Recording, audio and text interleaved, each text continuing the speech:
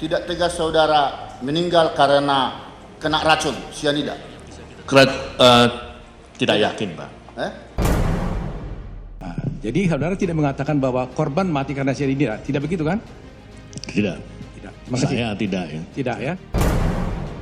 Ketika dengan kondisi yang sangat mendadak, dua hari menjelang sidang pertama ya, Bapak kemudian diminta untuk bergabung, Bapak pikir-pikir 3 jam dan menyatakan oke, masih 50-50, mungkin Jessica membunuh, mungkin Jessica tidak membunuh. Di akhir dari cerita ini, ketika ketuk palu, Bapak ada di posisi 100% Jessica tidak bersalah. Perubahannya ada di sidang ke-10. Ya, betul. Apa itu? Jadi ketika itu saya melihat suatu hasil berita acara Laprim Polri. Di situ pertama kali saya bertemu dengan Dr. Jaya. Jadi saya tunjukkan dokumen ini waktu saya minta tolong dia menjadi ahli. Dia bilang ini apa ya, kok negatif, dia bilang gitu ya, kok negatif ini cairan gitu.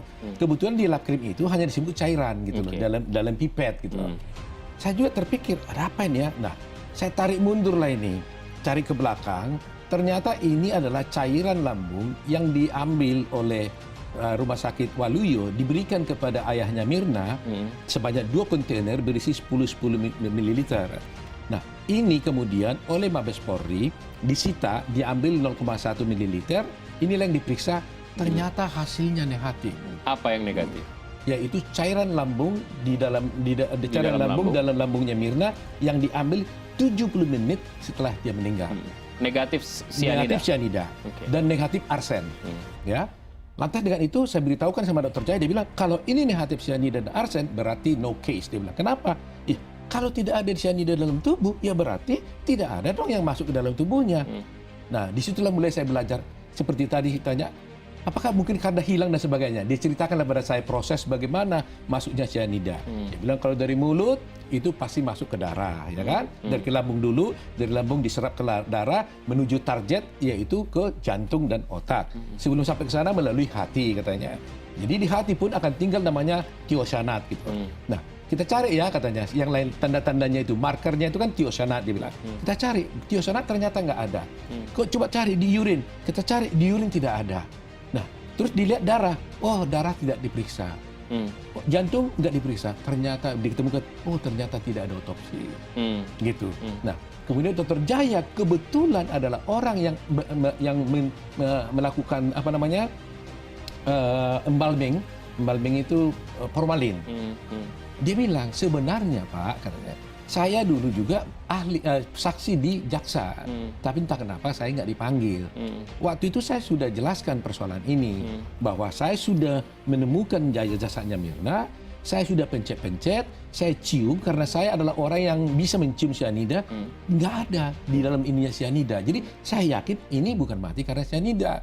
Karena apa? Tanda-tanda katanya kan, di kukunya itu semua hitam, ya. Kemudian di bibir ada juga hitam. Nah, tanda-tanda cyanida itu bukan hitam, tapi cherry red, ada merah tubuhnya. Jadi saya yakini dari pemeriksaan luar saja, saya yakini bukan cyanida. Ditambah dengan ini, ya udah saya tambah yakin lagi. Tapi ini catatannya, Dr. Jaya adalah dokter yang adalah saksi yang Bapak ajukan sebagai saksi ahli. Dia sebenarnya saksi jaksa, tapi entah kenapa jaksa tidak ajukan, sehingga saya minta dia menjadi ahli. Tapi itulah kemudian yang mengubah betul persepsi, merubah saya. Nah, ini kebetulan saya pergi juga ke General Hospital Singapura. Tapi sayang mereka kan tidak mau jadi ahli, tapi mereka bantu saya. Mereka katakan, wah ini juga nggak ada case kalau di Singapura, dia bilang.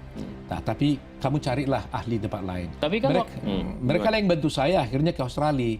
Jadi saya bisa hubungi dokter-dokter Australia itu, termasuk mereka yang bantunya pasca kematian. Waktu dalam proses ini, Pak Otto sadar nggak bahwa posisi Pak Otto dan Jessica adalah pihak yang tidak dalam tanda kutip diuntungkan, karena publik sudah kadung menjudge bahwa Jessica lah yang membunuh Mirna, dan sekali lagi Pak Otto adalah bagian dari kejahatan itu.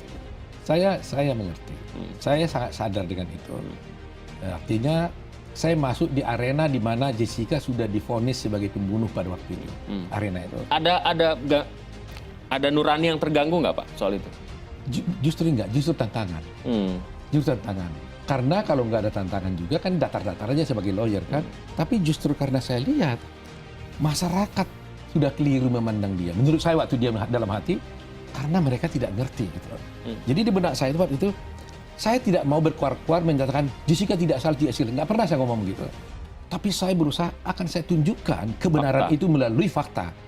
Biarkanlah masyarakat menilai. Jadi berbaliknya masyarakat itu bukan karena saya ngomong Jessica tidak bersalah, karena mereka sendiri yang melihat. Nah, indikasinya bahwa mereka mendukung saya, pertama itu tadi dari email Dari ribuan yang email, ada, kemudian saya berjalan kemana-mana sekarang, semua berhenti saya menegur saya, minta foto dengan saya. Sehingga pikiran saya, kalau Jessica, kalau mereka menganggap saya ini nggak benar melakukan pembelaan terhadap Jessica, Mereka tidak akan melakukan itu. pasti saya diolok-olok. Jangan kan minta foto, diolok-olok pasti saya. Jadi saya pikir, oh mulai trennya sudah berubah gitu loh. Ya puji Tuhan akhirnya terjadi pergeseran. Di media Bapak setelah sidang apa yang Bapak rekam? Apakah ada perbedaan sepanjang proses sidang sampai kemudian hakim memberikan vonis? Saya melihat juga media sudah mulai berubah. Dulu habis-habisan juga. Beberapa media saya tahu, wah habis-habisan. Tapi saya bilang sama Jessica, dia juga bilang, Om kenapa gimana itu kok begini terus? Udahlah, kamu jangan bisa, kamu nggak mampu merubah itu dengan teknik apapun. Uang banyak pun kamu itu nggak bisa rubah. Biarkanlah berjalan alamiah. Nanti mereka juga punya hati nurani sendiri. Mereka juga akan melihat sendiri. Toh mungkin selama ini mereka masih terpatri dengan isu yang lama, cerita yang lama. Nah kita harus sabar, Jessica bilang. Nanti pelan-pelan mereka akan berubah. Dan ternyata semua berubah sekarang. Saya kan pas datang di rumah dukanya itu, saya bertemu dengan salah satu pihak keluarganya Mirna yang benar-benar memojokkan saya ya, kalau dia itu sudah yakin kalau saya itu pelakunya. Jadi apa yang dikatakan ketika itu oleh salah satu keluarga Mirna itu? Saya tidak bisa jelaskan, cuman saya merasa sedih dan tidak enak gitu kalau misalnya kalau salah satu keluarganya sudah mengatakan hal seperti itu, saya tidak mau lagi ketemu sama keluarganya sekarang sebelum diklarifikasi semuanya kalau memang bukan saya yang berbuat. Tapi ini bukan keluarga langsung ya, ini. Tapi Anda kenal dengan orang itu? Tidak kenal. Sebelumnya belum pernah ketemu? Belum pernah ketemu. Ada Hani, ada Jessica. Mengapa salah satu keluarga Mirna itu mengarahkan tuduhan yang kepada Karena Jessica? ya mungkin saya datang duluan, saya yang pesan kopinya. Saya yang baru pulang dari luar negeri tahu kejadian begini. Tapi kan saya nggak langsung ketemu sama Mirna dan Mirna langsung keracunan. Enggak, kan saya sempat ketemu dulu sebelumnya. Ketika salah satu keluarga Mirna itu menuduh Anda adalah pelaku atau yang menyebabkan kematian dari Mirna, Iya. apa yang Jessica katakan ketika itu? Saya pertamanya bingung. Ya saya bilang deh, dia mengatakan kalau, oh saya yakin pasti itu teman dekatnya yang melakukan. Oh ada kok CCTV-nya yang merekam kalau temannya itu menaruh sesuatu di minumannya Mirna. Ngomongnya seperti itu. Itu langsung pada Jessica ngomong Iya. seperti itu? Seperti begini ngomong Oke. begini. Lalu Jessica responnya apa? Saya tidak merespon apa-apa, saya tanya kakak siapa tante, saya nggak tahu. Si tantenya langsung ngomong, oh iya ntar juga pasti terungkap semuanya, saya ini publik figur terkenal, katanya begitu. Saya berasa diteror, saya benar-benar nggak nyaman. Itu di rumah duka. Nah sejak itu saya udah mikir, udahlah saya mendingan nggak usah ke pemakaman. Kalau emang ada satu orang yang bilang begitu dan semuanya percaya sama orang itu, buat apa saya ke sana, malah membuat orang jadi nggak enak perasaannya. Dan keluarga Mirna yang lain responnya seperti apa? Apakah juga mempunyai respon yang sama dengan tuduhan yang dialamatkan pada Pada Anda? saat di rumah duka Iya. itu, ibunya, ayahnya tidak ada kesan yang negatif terhadap saya. Dan Artinya responnya seperti biasa ketika sebelum kejadian ini terjadi tanggal 6 Januari lalu? iya, seperti biasa.